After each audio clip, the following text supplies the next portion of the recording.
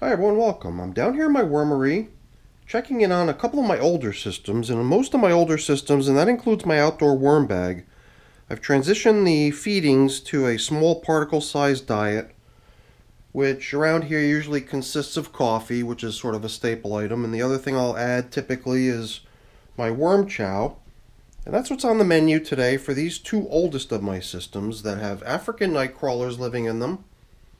As you can see, the label says ANC. That's my abbreviation for African night crawlers.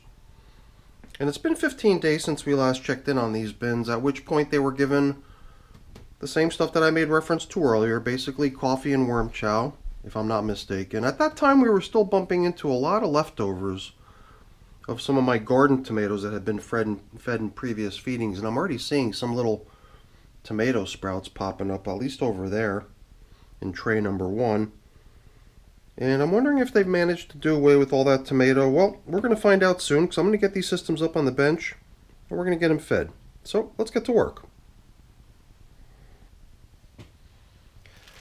In a good many of my systems, I was sort of kind of floundering on how to proceed, and I might have jumped the gun on some of the processes that I would normally follow. So, like, I believe that in these systems, I might have already kind of gotten right into the process of wanting to migrate the worms out of their environment, meaning I just set up a edge of the bin to try to lure the worms out of their finished castings. Then I think I stumbled on a whole bunch of leftovers and noticed all kinds of remaining lingering bedding bits, and there again I could be getting this confused with another system or systems, but I'm pretty sure that this was where we actually already a few feedings ago decided to start into the migration of the worms out of their castings in the hopes that we could harvest their castings at some point soon. And then we sort of decided, you know what, there's still quite a bit of work to be done in here, and it might be a little bit premature to try to move the worms out before they're done, because then their material's really not going to be as nice as it could be. It'll be full of all kinds of residual bits of bedding materials and food scraps. So we undid the whole idea of migrating the worms out of their environment, and we got them back into regular feedings for the most part. But like I said, the feedings here have been tailored in such a way that they're going to almost guarantee no leftover foods by being very small particle size stuff. So to me, it almost seems like almost all that material that we removed off the top surface has already been broken down to the point where putting it back to serve the same function might not be so easy. I mean, this piece of paper seemed like it was holding together pretty good, so perhaps as a top covering sheet of paper it can go back. But that top covering piece of paper over there seemed to me like maybe it wasn't really in good enough shape anymore to be reused. So it's kind of the reason I sort of left it there, thinking that we might. See, that's the thing. I thought that maybe it could go back into the system as bedding with the feeding, but part of providing the worms with only small particle size foods and no bedding really basically at that point is to end up with some nice finished castings. I wondered if perhaps just unfolding some of this and, you know, setting ourselves with some kind of tattered bits of paper that could still serve as top covering. Not to say that top covering is such a critical thing that I gotta sweat it all that much. I mean, perhaps combining these old pieces of fairly worn newspaper with a couple scraps of paper I have here off on the side that I trimmed off a couple other pieces of newspaper that I created top coverings from could be combined to make one whole decent top covering. Maybe we'll do that. I'm always seeing if I can get one last use out of things, even this feeding zone indicator. Maybe we'll just try to reuse it, and then I'll set the filters aside that came with these aside. But geez, I've been sitting here chit-chatting without even observing a single worm yet. For how long now? I think it's time to dig in and see how they're doing. So all this stuff out here on the surface, You know, when you're covering with plastic the way I do, there's always going to be a little bit of air that floats through the side of the covers and results in a little bit of dry material around the edges. And that stuff's not going to see a whole lot of activity if it's dry, so the reason I like to collect it up like this is so that when I do reset the feeding zone, I try to get that stuff down where the food's going to be to hopefully get some worms on it, and presumably at the same time get it nice and damp by being down within the bed. So that's what we're going to do with that stuff here today. I do get the sense that this system's going to have to go a little bit longer before we can really consider it as a really nice batch of finished castings, because there are just so many leaf stems, pretty good sized ones, and they're holding up very well. So I think we're definitely going to be using that as a measure for gauging the readiness or the completeness of this batch of castings. I believe that until such a time that we can see very little, if any, of that sort of stuff remaining in the material, we've just got to let the worms continue on with breaking it down. So I didn't really come down here with statistics to share with you in terms of the age of the systems, how old are they, how many times they've been fed. Those are the sort of things I usually come down here with to share with you guys to help put things into reference, or into perspective, if that's the right expression. So I'll most likely include that information either in the title of the video or in the description or something. But I know it's been 15 days since the last feeding, so they're probably ready for a little something to chew on. It does seem to me almost like the material over there in bin number 2 is a little bit more damp somehow to the touch. Not a whole lot though, hardly even worth mentioning. It is good that there's a fair bit of moisture remaining in this material. The plastic covering is doing a pretty good job, except around the edges, protecting the system from losing its moisture to evaporation. So that's a good thing.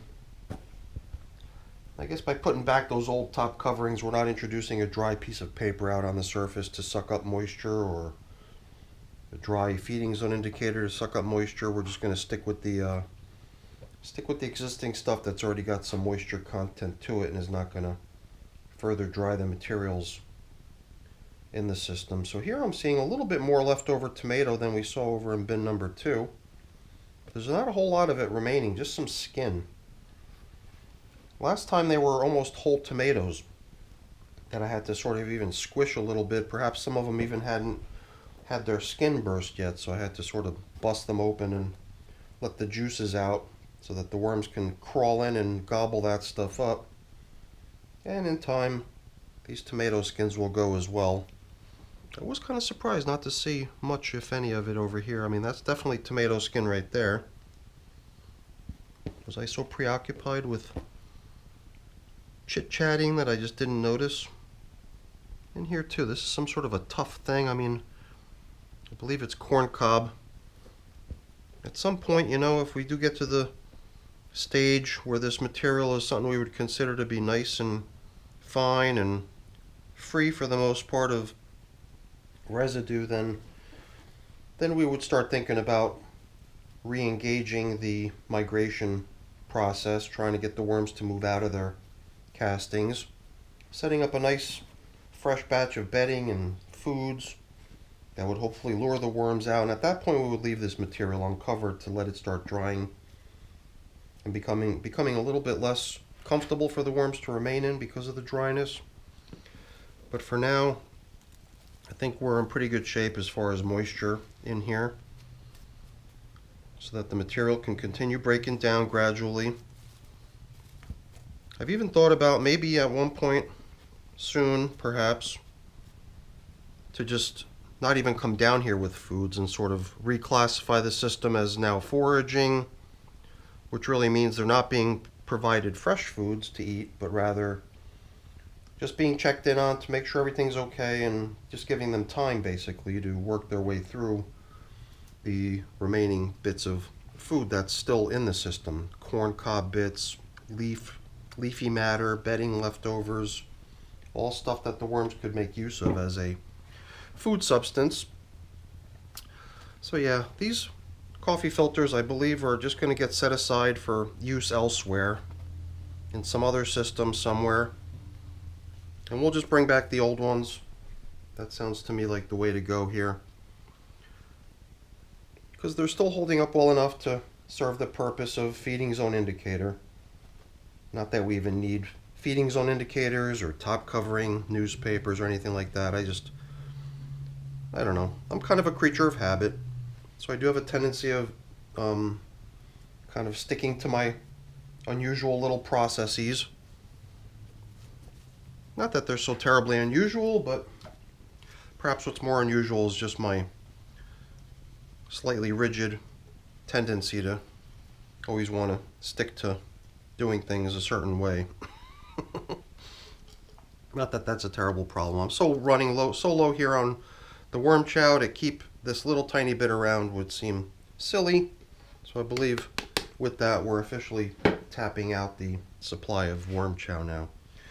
Before we close things up here, I'm just going to use this as a quick opportunity to till up the outer edges of the bins to see how things look. Over here in bin number 1, there's a really nice fine batch of material out here on the edge.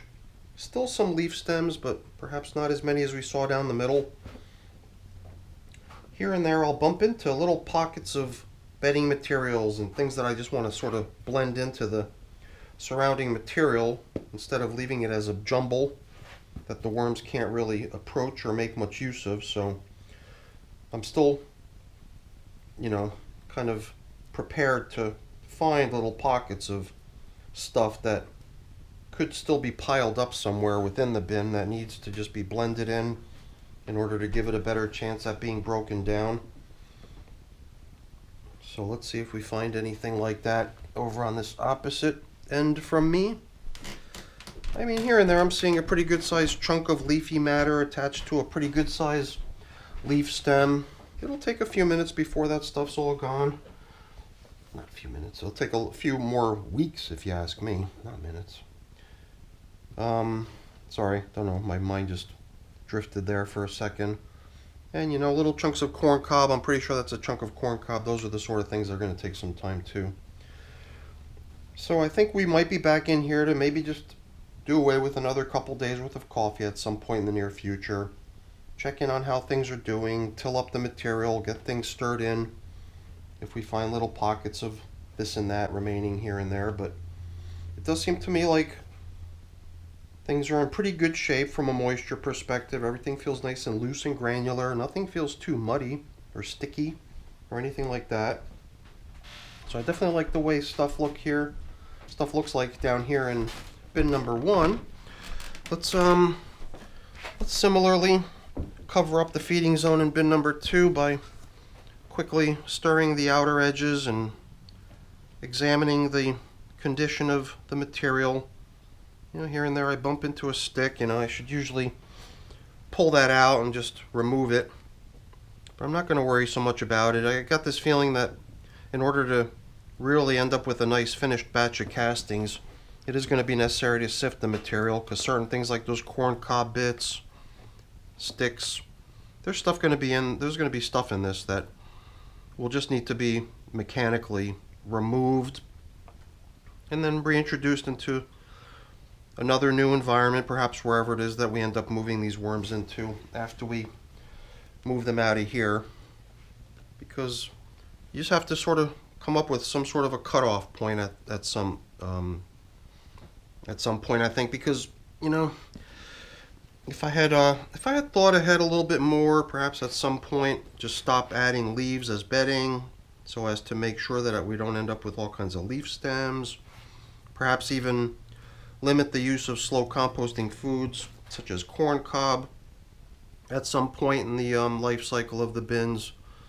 That would have also resulted in fewer leftovers of that sort remaining. Or with the corn cobs, possibly just altering the way I behave with the corn cobs. A lot of times I'll just leave them untouched in the bin to break down at their own pace. And maybe something I could have done differently was to just keep breaking that stuff up into little bits every time it softens up enough to permit that to be done. To to try to also aid its breakdown that way.